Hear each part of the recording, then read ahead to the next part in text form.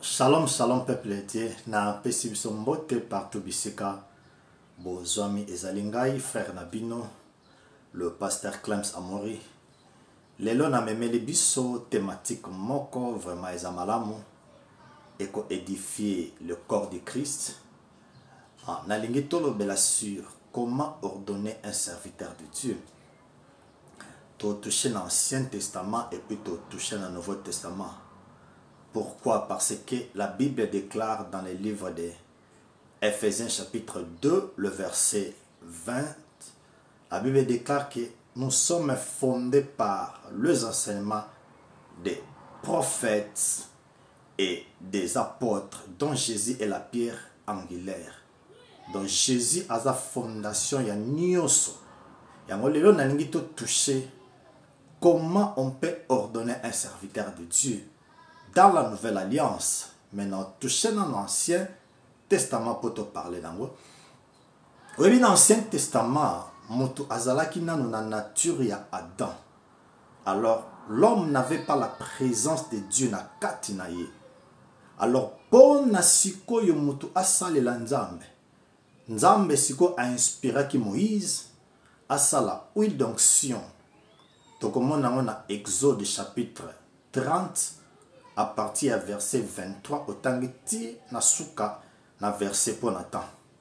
Nzamba lobi sala huile d'onction. Huile d'onction, ezalaki na 4 produits mokobo, il fallait bâtir na kati.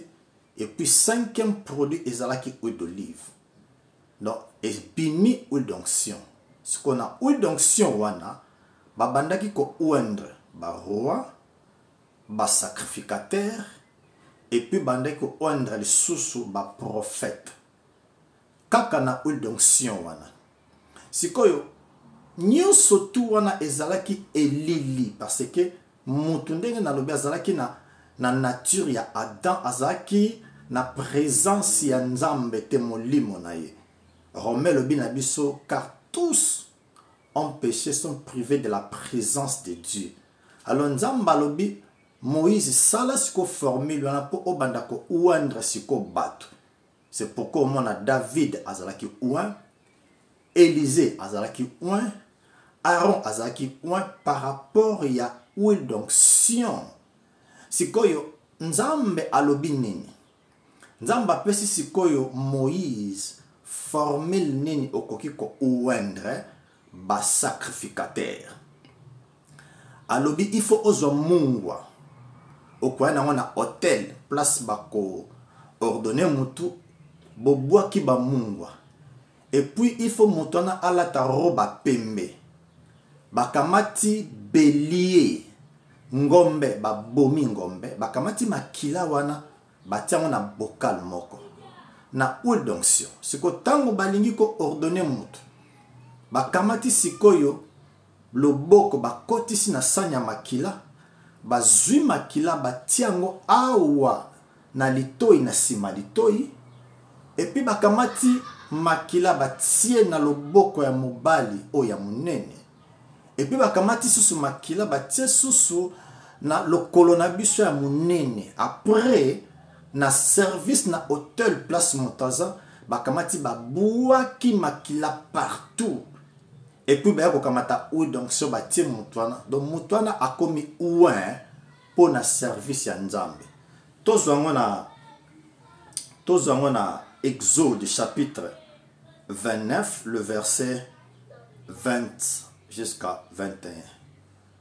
Balobi na biso boye. Exode chapitre 29 verset 20. Tu égorgeras le bélier. Tu prendras de son sang et tu en mettras sur le lobe d'oreille droite d'Aaron et sur le lobe de l'oreille droite de ses fils, sur le pouce de leur main droite et sur le gros orteil de leur pied droit, et tu répandras le sang sur l'autel tout autour. Verset 21. Tu prendras du sang qui sera sur l'autel et l'huile d'onction, tu en feras l'aspersion sur Aaron et sur ses vêtements, sur ses fils et sur leurs vêtements. Ainsi seront consacrés Aaron et ses vêtements, ses fils et leurs vêtements. Explication à Pessi, Tozua Mona Exode chapitre 29, verset 20 jusqu'à verset 21. C'est la cérémonie. Alors, bien aimé, les lots qui tolobito ça la cérémonie en aboy. Ils allaient pena ce qu'on appelle bonganga. Hein? Tala penza doba bomi pena donc doba bomi pena bélier. Et puis ba kamatisko ma kilane ba comme ko pakole pamoto. Bien aimé, eza ki bonganga. Sikoyo onction wana basalaki. Eza symbole, eza image. Il y a l'esprit de Dieu quand on a na vie na biso a komisi biso ouin. Je le répète, molimo mo santu azama futate. Molimo mo santu c'est une personne. Sikoyo nzamba lobi na bango biloko nyonso tu bozo mona eza ombre des choses à venir. En réalité, le corps c'est en Jésus. Tout en Colossiens chapitre 2. Colossiens chapitre 2, le verset 16 à 17. Je lis la parole de Dieu. Que personne donc ne vous juge au sujet du manger ou du boire ou au sujet d'une fête nouvelle, la lune ou de sabbat. Écoutez le verset 17. C'est l'ombre des choses à venir, mais le corps c'est en Christ. Biloko nyon surtout automona balobeza ombre. Dans le mot ombre, il y a ce qu'on appelle les figures de style. Ils ont une image et puis un personnage. Donc, tant que nous avons David, tant que nous avons Moïse, tant que nous avons bateau Aaron, tant que nous avons arche de l'alliance, tant que nous avons un bateau oyo Noah, salaki nyon surtout wana balobi ezalaki elili ya Yesu. Mais tant que Yesu aye, tozasu na besoin bilili wana te. Na pesa biso explication. Ezala ba pasteur mingi ba mona nga na Facebook. Maintenant ba mona nga physiquement boete. Soka zu photo nanga aolakisa batabi non, ça c'est le pasteur Clems. To solo la kanaye. Mais ce que jour nga moko na koma na king aozasu na besoin lakisa batu photo te. Mais akolobo moni mutu ona bande kolobela bino yeyo. Na lingi na lobani. L'onction est représentée par huile d'onction. Tant que Yesu aye, tous a besoin de recourir na huile d'onction parce que yemoko onction Yesu azana biso. Écoutez, bato yo basalaka ti lelo ordonnation na ba mafuta huile. Na tout na question. Pourquoi botika ka bélier? Pourquoi bo pakolaka makila na lobo côté? De tangu bozo sala cérémonie bozu huile d'onction, bolobi comme huile d'olive. Please na lobaka. Bosomba ata mafuta mbila. Bosomba ata saye 40 ya noir wana. Bo prier langue et comme huile d'onction bo ouendre bat. Donc dans la nouvelle alliance, tant tozo monango tozomona ke Yesu ye moko onction molimo na ye. Siko na lingi totala na nouvelle alliance. Ndenge nini batu bazalaki ouin. Po lelo na nouvelle alliance. Ole to landa ndenge batu ba osala. To landa ndenge Bible lobi. Bien aimé, ko bossa ne lokote. Nous avons qu'une seule Bible avec des alliances. Ancienne alliance, na nouvelle alliance. Ancien Testament et un Nouveau Testament est caché. Le Nouveau Testament, c'est l'Ancien Testament qui est révélé. Ancienne Alliance est la ombre. Nouvelle Alliance est la réalité à Yesu. Yesu est moko tango aye. Pour atteindre ce exemple, dans Luc chapitre 4, le verset 18. Yesu a la Bible. L'Esprit du Seigneur est sur moi parce qu'il m'a oint. Nous disons Amen à l'écriture. Présence ya esprit à Yesu. Na nzoto na biso nous sommes automatiquement ouin. Maintenant, si l'esprit de Jésus qui est Dieu le Père, na kati ya nzoto na ye, mbala moko corps ya Jésus est comme ouin.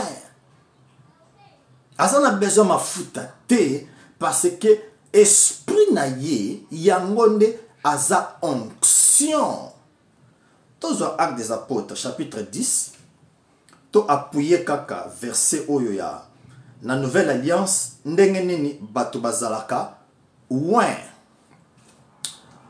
Vous savez comment Dieu, donc esprit, a ouin du Saint-Esprit et de force Jésus. Ça c'est clair. Esprit qui est lui-même le Saint-Esprit, aye a ouendre nzoto ya Yesu. Yesu a comme ouin. Alors on a un verset on appelle c'est Luc. Na Acte chapitre 10. Oui donc ce zawanate. Yango foto landa modèle ya Yesu ndenge asalaki biso pe tokolanda bien aimé. Dans la nouvelle alliance, il n'y a aucune écriture bazo ordonné mutu ba pakole mafuta ba latisse ba toge ba boaki ba mungwa ba bomi belé. Pourquoi? Wanezaki na dispensation ya loi. Maintenant la Bible déclare que la loi étant changée, il faut aussi que ma règle oyo eza na nouvelle alliance est changée. Je le répète, il n'y a aucune écriture dans la Bible, dans la nouvelle alliance, ba ordonner mutu na mafuta balobi eza huile d'onction, il n'y a pas. Tozwa exemple moko, mais avant tozwa exemple, tout temps on a nous 2 Corinthiens. 2 Corinthiens chapitre 1, le verset 20. Car pour ce qui concerne toutes les promesses de Dieu, c'est en lui qui les oui. C'est pourquoi encore amen par lui est prononcé par nous à la gloire de Dieu. Écoutez le verset 21. Et c'est lui qui nous a fermés avec vous en Christ et qui nous a ouin, c'est Dieu. J'ai dit amen à l'écriture. Bien-aimé, yomutozo lananga. Les jours que tu as donné ta vie à Jésus, le Saint-Esprit, l'Esprit de Dieu, l'Esprit de Jésus était venu dans ton corps pour confirmer salut.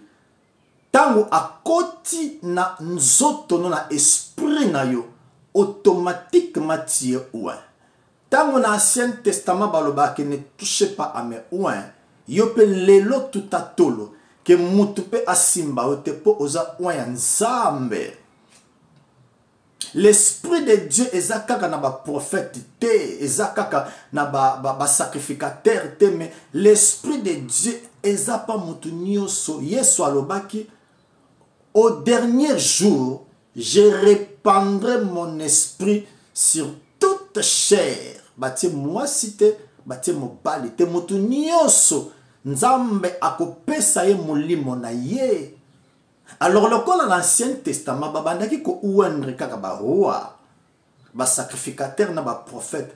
Tangu biso tokomi bana nzambe, présence a molimo na ye, automatiquement biso tokomi mbala moko na onction do tokomi ba prophète, tokomi pe ba roi, tokomi pe ba sacrificateur. Écoutez une chose. Dans l'Ancien Testament, bazalaki na système ya double, onction double. Elisa lobi pesanga double onction. Mais biso to senga kanzambe double onction te. Po biso toza na full onction na kat na biso.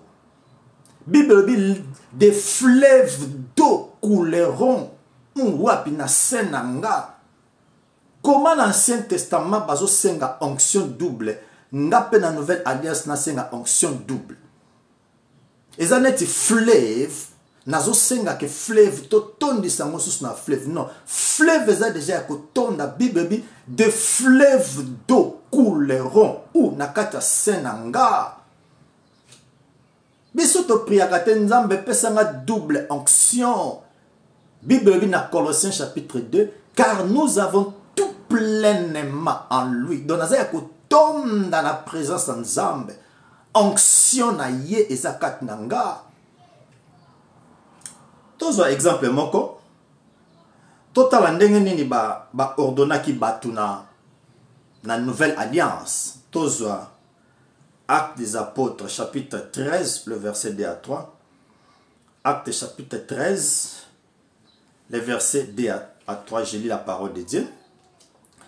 Pendant qu'ils servaient le Seigneur dans leur ministère et qu'ils gênaient, le Saint-Esprit dit, mettez-moi à part Barnabas et Saul pour l'œuvre à laquelle je les ai appelés.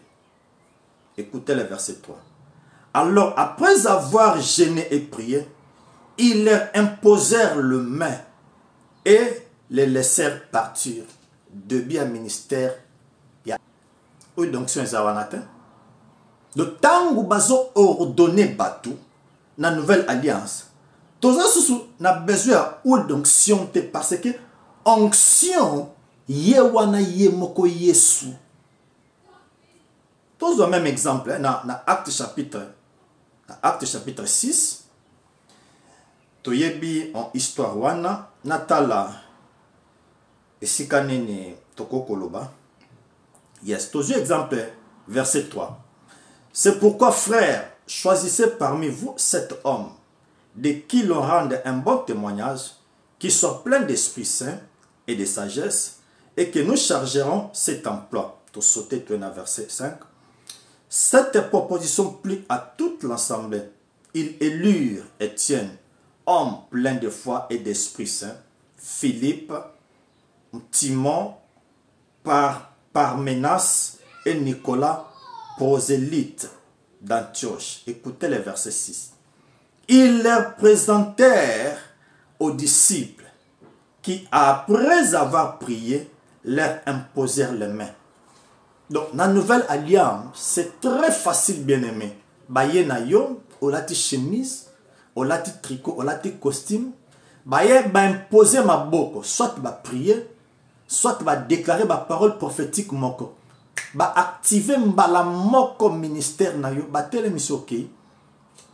Et ça ba cérémonie mingité que tous soit katosa non, pona ko ordonner mutu.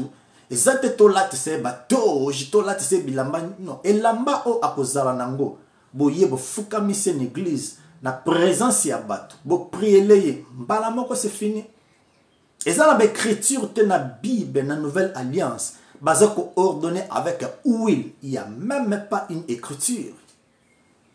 Tozana na Acte chapitre 14, tout temps à verset 23. Tout ça qu'on appuyer kaka sur comment ordonner la nouvelle alliance. Acte chapitre 14, le verset 23. Je lis la parole de Dieu. Ils firent nommer des anciens dans chaque église. Et après avoir prié et gêné, ils recommandèrent au Seigneur et qu'il avait cru. C'est fini.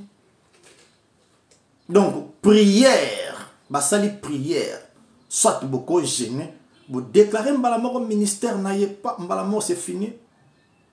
Total la histoire, 2 Timothée chapitre 1 verset 6.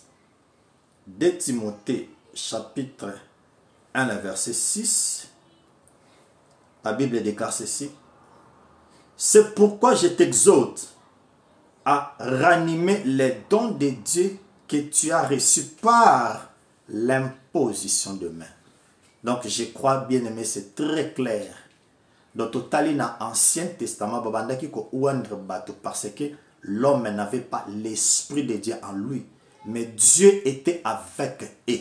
Tant Nzambe azalaki na bango, l'Esprit de Dieu était sur Moïse, sur Josué. Mais molimo azalaki kati na bango te po motazaki na nature ya Adam. Mais tant il soit koufi, après 50 jours, à promettre qu'il va disciple, le Saint-Esprit, l'Esprit de Dieu, l'Esprit de Jésus, tant aïe na vie na yo, a commission mbalamoko ouin. Donc, les mots onction, yango eza esprit. Tous les derniers versets, dans le livre à Jean, tout le temps na Louis II, et puis tout le temps on peut la parole de vie. Dans 1 Jean chapitre 2, le verset 27, Nazuna, Louis II. Pour vous, l'onction que vous avez reçue de lui demeure en vous. Dans Louis II, Balobi était l'esprit que vous avez reçu. Non, l'onction que vous avez reçue. Utilisez onction. Maintenant, tout à la parole de vie. Tout à la parole de vie, na même écriture. 1 Jean chapitre 2, le verset 27. 1 Jean chapitre 2, le verset 27. Awa nazar kotali sabiso, l'onction c'est l'esprit. Les autres dépendent de la version de la Bible aux anango. Dans 1 Jean chapitre 2, verset 27, c'est qu'on a parole de vie. Quant à vous, le Christ vous a donné son esprit et cet esprit habite en vous. Donc c'est clair, très très clair. Dans l'Ancien Testament, il y a une présence à Saint-Esprit. Mais dans la Nouvelle Alliance, les jours que vous avez comme moi, vous avez confirmé ça molimo santo. Tant que vous avez l'esprit de Jésus, automatiquement au commis point. Donc la même bonne nouvelle ils ont maïté, ils ont mafutate, ils ont loko mokote oko sala po oko ma ouin. Moi nzambe niyo surtout ozolandanga oza ouin ya nzambe selon les écritures. Que Dieu vous bénisse. Ezala kingai frère Nabino le pasteur Clems Amori. Nalingi bino mingi, ceux qui besoin ba commentaire, besoin na question, besoin na suggestion, vraiment tozana pona koyamba appel Nabino. Que Dieu vous bénisse. À la prochaine.